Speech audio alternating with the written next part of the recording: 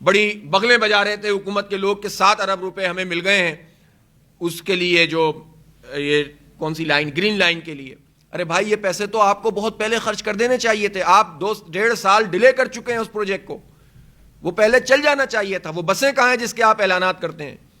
وہ ٹریک کہاں ہیں جس کی آپ بات کرتے ہیں؟ جو پروجیکٹس آپ کے ذمے ہیں وہ پروجیکٹ بھی اگر ڈیلے ہو رہے ہیں، چاہے وہ پشاور کا BRT ہو، ہم اس کی بات تو پشاور والے اور پورے ملک کے لوگ کر ہی رہے ہیں.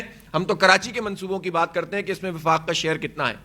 میں سندھ حکومت سے بھی یہ کہتا ہوں کہ ایسا نہیں ہے کہ سندھ حکومت جو ہے وہ اپنے آپ کو چھپا سکتی ہو. کراچی کے عوام کے لیے پیپلز پارٹی نے کہ الیکٹرک کو کتنی لگام دی. آپ چیف منسٹر ہیں یہاں پر، آپ 11 سال سے حکمران ہیں براہ راست، اس سے پہلے بھی آپ کی حکومتیں رہی ہیں.